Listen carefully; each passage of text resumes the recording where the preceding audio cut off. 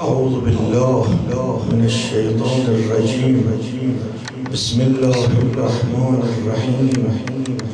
الحمد لله المتجلي لعباده من أفق الألباب، المجلي عن مراده بمنطق السنة والكتاب، الذي نزه أولياءه عن دار الغرور وسمى بهم إلى أنوار السرور. والصلاة والسلام على سيدنا وحبيب قلوبنا أبي القاسم محمد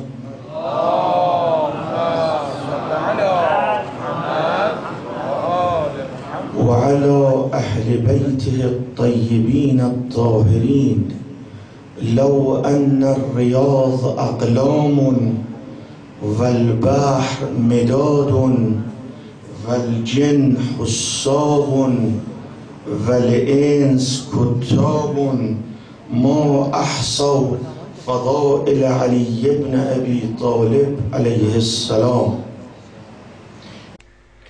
امام باقر فرمود: بني الاسلام على خمس: الصلاة والزکاه والصوم والحج والولاية، ولم يناد بشيء ما نودي بالولاية.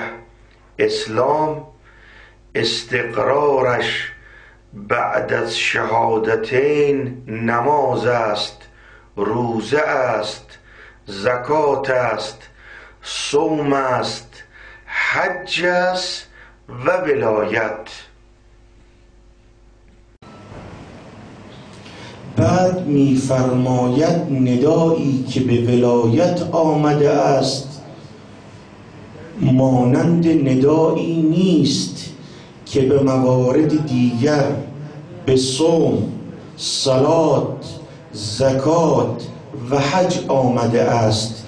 می‌خواهد بگوید از اموری که ارکان اسلام است و شخصی که شهادتین رو میگوید باید به او اهمیت دهد، این 5 چیز است، اما ولایت اصرار شده است بر او. شما اگر به جامعه امروزی نگاه کنید میبینید کسانی که به 4 رکن عمل میکنند اما ولایت رو کنار گذاشته اند، به بدترین کارها دست میزنند. به نام اسلام و به نام دین برادرکشی میکنند، برادرش را میکشد و به خدا تقرب میجوید. لذا اگر بخواهید اهمیت ولایت رو ملموس حس کنید، امروز جامعه طوری است، امور طوری در دنیا پیش می رود که این امر ملموس است که ولایت مهمترین رکن است و باید به او اهمیت داد. ولایت محقق نمی شود الا با اموری. اگر کسی ادعا کند ولایت اهل بیت علیهم السلام رو دارد و اعتراف می کند به امامت امیر المؤمنین روحی له الفدا، باید بعضی از امور رو ملتزم شود، بعضی از امور رو سرلوحه زندگیش قرار دهد. آن اموری که اهل بیت به ما گفتند، از ما خواستند که اونها رو عمل کنیم. اولین محوری که مربوط به ولایت است تقیه است. امام فرمود: لا دین لمن لا تقیت له. کسی که تقیه ندارد دین ندارد. و فرمود: ان التقیه دینی و دین آبایی لا دین لمن لا تقی له. و فرمود: من کان یؤمن بالله والیوم الاخر فلا یتکلم فی دولت الباطل الا بالتقیه.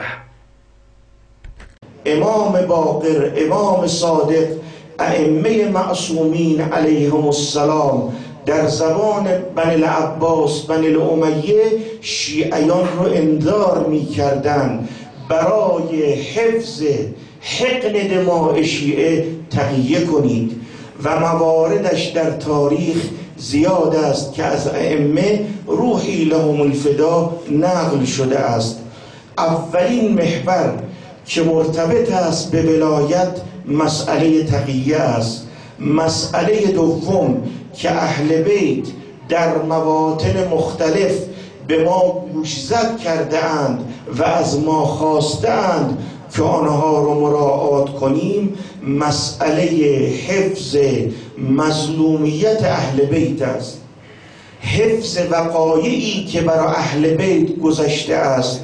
شما اگر روایات رو بررسی کنید، به روایات مراجعه کنید، میبینید که اهل بیت در مواطن مختلف یبن شبیب ان بکیت علی الحسین حتی تصیر دموعک علی خدیک غفر الله لك كل ذنب اذنبته صغیرا کان او کبیرا قلیلا کان او کثیرا.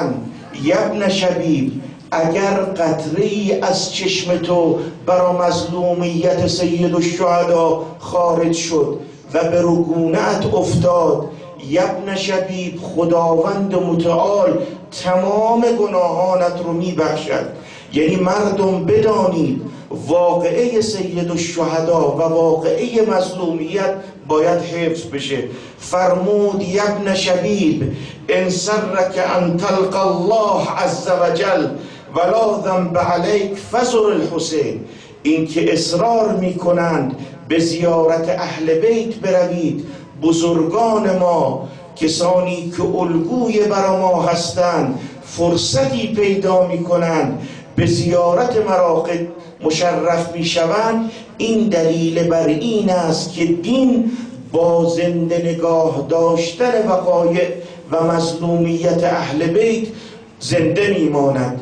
فرزند رو که دستش رو میگیری میبری زیارت، میگه بابا این قبر کیه؟ چه گذشته است؟ مگر چه چیز رخ داده است؟ خود همین بیان کردن، خود همین گفتار زنده نگاه داشتن واقع است.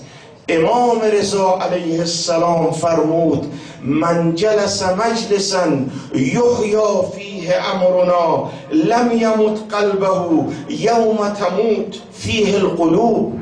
بدانید اگر شما در مجلسی بنشینید و امر ما رو زنده نگاه دارید، یعنی از ما بگید، از مظلومیت ما بگید، از وقایعی که بر ما گذشته است، از آن واقعی که برای مادرم بین در و دیوار قرار گرفت، از آن ظلمی که برای جدم در محراب قرار گرفت و از اون واقعی که در کربلا برای جدم رخ داد، همه اینها باید امر ما زنده نگاه داشته بشود.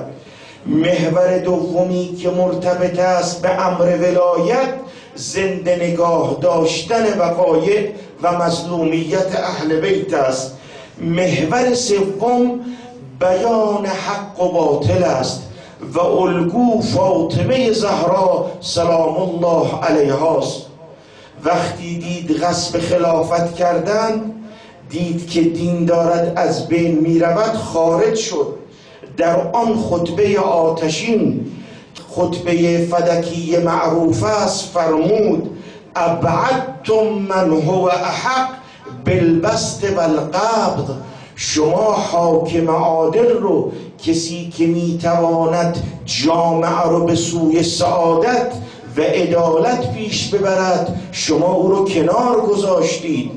آمد که اعلام کند این دستگاه باطل است، حق با او نیست، او که حق با اوست در خانه نشسته است. و فرمود هذا کتاب الله حکما عدلا و ناطقا فصلا. فرمود این کتاب خداست، به کتاب خدا رجوع کنید. فصل الخطاب حق و باطل قرآن کریم است.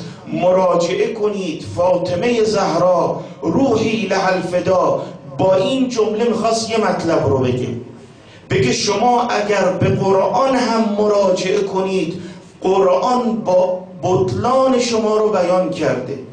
انشالله خدا توفیق بدهد در ادامه بحث به نکاتی اشاره خواهم کرد که اینا به چه تمسک کردن و خود رو بر حق میدانند. فرمود محور سومی که مرتبط به ولایت است و باید مطرح شود حق و باطل است. حق باید گفته شود. فرمود اذا کشف لکم الغطاء، فاطمه زهرا سلام الله علیها در خطبه فلکیه فرمود اذا کشف لکم الغطاء و بان ما وراءه الضراء، براتون روشن خواهد شد که وقتی که این پرده رفت بالا اینا چه ظلمی به شما کردن. یعنی فاطمه زهرا میخواد بفرماید اینا که خلافت مسلمین رو به دست گرفتن و با نام اسلام حکومت میکنن دستگاه باطلی هستند که به وصیت رسول خدا عمل نکردن. رسول خدا وصیت کرد به امیرالمؤمنین، برخلاف قرآن عمل کردن. سید الشهدا خارج شد، فرمود یزید رجل شارب الخمر معلن بالفسق قاتل نفس المحرمه مثلی لا یبایع مثله. اعلام میکند حق و باطل رو. یزید رجلی است که شرابخوار است، انسانها رو میکشد، معلن بالفسق، علنا فسق انجام میدهد. مثل من که نواده رسول خدا هستم، این دین که به دست من امانت داده شده است من با او بیعت نمی کنم. و فرمود علی الاسلام السلام اذ بلیت الامه براع مثل یزید. اسلام فاتحش رو بخوانید اگر بخواهد مثل یزید زعامت بر مسلمین کند، مثل یزید خلیفه مسلمان ها باشد. لذا بیان حق و باطل به زبان خود اهل بیت جاری شده. ولایت لقلقه زبان نیست، بیان حق است. انسان اگر موقعیتی براش حاصل شد باید حق رو بیان کند. شریعت اسلام وقتی آمد قرآن کریم این شریعت رو معرفی کرد. تمام ارکان شریعت در قرآن کریم بیان شده. شریعت نمیتونه چند تا مذهب باشه. خود اهل سنت 4 مذهبند. اونایی که ادعای تشیع میکنند چند مذهبند. ما همه اینها رو باطل میدانیم الا شیعه اثناعشری و دلیل ما و حاکم ما قرآن کریم است. قرآن کریم مهمترین محور بران حق است. عام شعار میدهند حسبنا کتاب الله، کتاب خدا میزان است. ادلهشون فرصت نیست که این رو بیان کردن. این باطل است، چون پیامبر فرمود انی تارک فیکم الثقلین کتاب الله و عترتی. قرآن همراه با عترت. به قرآن مراجعه می کنیم. شما در تقابل با مذهب ما عامه قائل به خلافت هستید و ما قائل به امامتیم. به امامت ائمه روحی لهم الفدا. قرآن کریم خطاب می کند لفظ امامت رو و امام جعل می کند. فرمود اذ ابتلا ابراهیم ربه بکلمات فاتمهن قال انی جاعلک للناس اماما قال و من ذریتی قال لا ینال عهد الظالمین.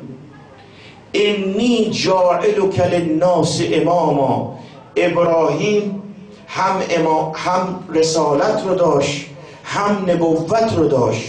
خداوند متعال بعد از امتحانهای فراوان او رو به عنوان امام قرار داد. پس مرتبه امامت بالاتر است از رسالت و نبوت.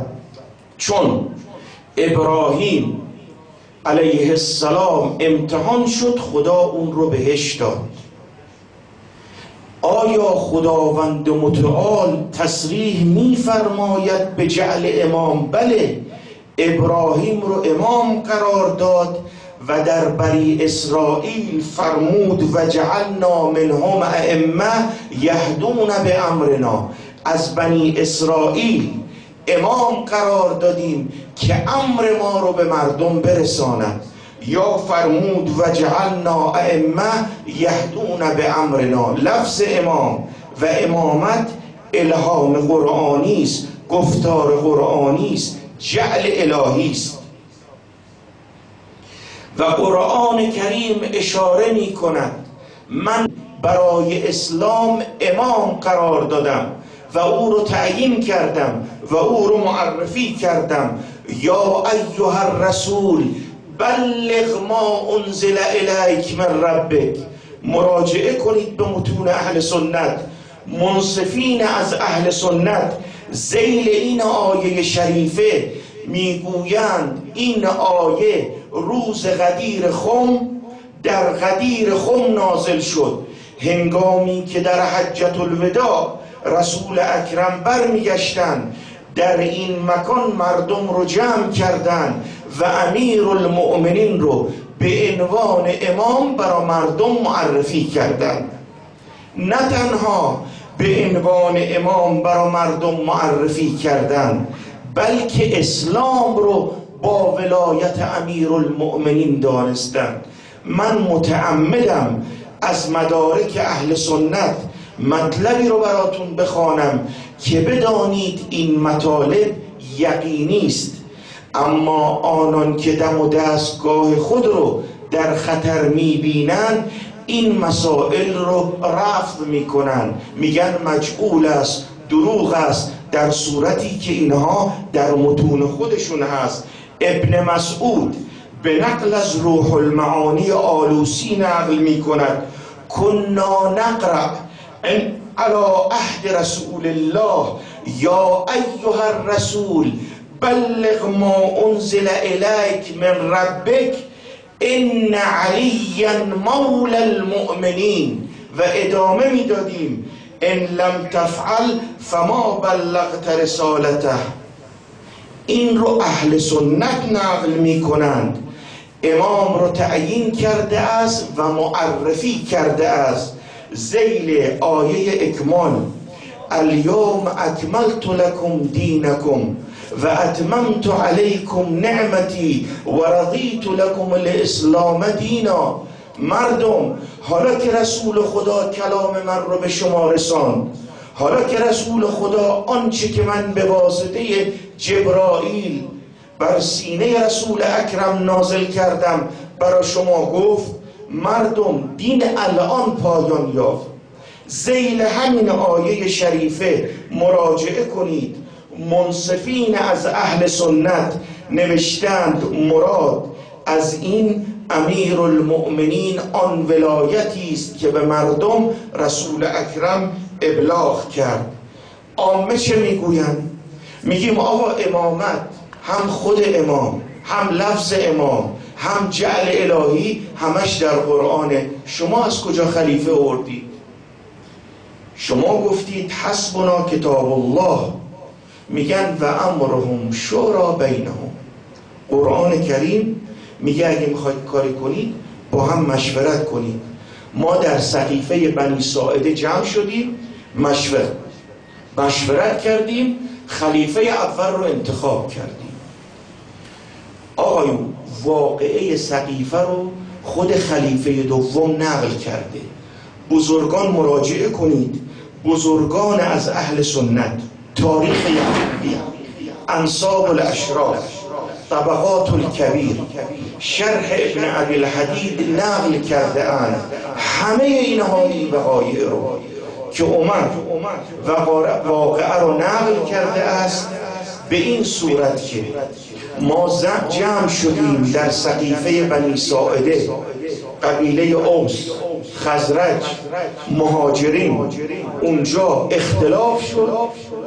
عمر بلند شد دستش رو زد به ابابکر، بعدم ابو عبیده، قضیه تمام شد. نه اجماعی وجود دارد نه شورایی وجود دارد، این باطل است.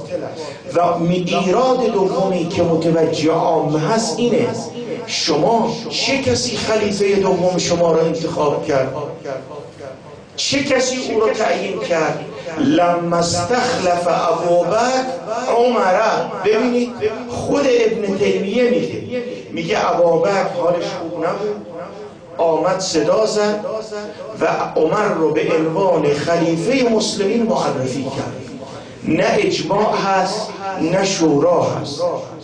مذهب غنی اهل بیت، مذهبی که یادگار رسول اکرم و امیر المؤمنین و به جانفشانی فاطمه زهرا روحی لها الفدا قرآن کریم معرفی کرده، بیان کرده. اما چون اینا اگر اعتراف کنند میبینند که مدم و دستگاهشان در خطر است، لذا انکار میکنند. چه خبر از خانه امیر المؤمنین؟ شب 19 مهمان ام کلثوم بودن. حضرت خیلی استرجاع میکرد. ام کلثوم گفت پدر چه خبر است امشب؟ فرمود دخترم لقا نزدیک است. طولی نکشید ابن ملجم کار خودش رو کرد، زهرم اثر کرد. امروز روز وداع امیرالمؤمنین بوده. اصحاب مقاتل میگن گاهی وقتا آقا به هوش می اومدن، از هوش می رفتن. سر صدا بود پشت در. فرمود برو به مردم بگو از پشت در برن. امام حسن رو فرستاد. آمد. اسبق ابن نباته بود، داره در تاریخ پاشنه در رو گرفته بود. زنهای یتیم بودن، کاسه های شیر به دستشون بود. گفت مادرم تو چرا آمدی؟ گفت شنیدم طبیب میگه شیر خوب است. من امروز به بچه هم شیر ندادم، بچه یتیمم آوردم برای امیرالمؤمنین.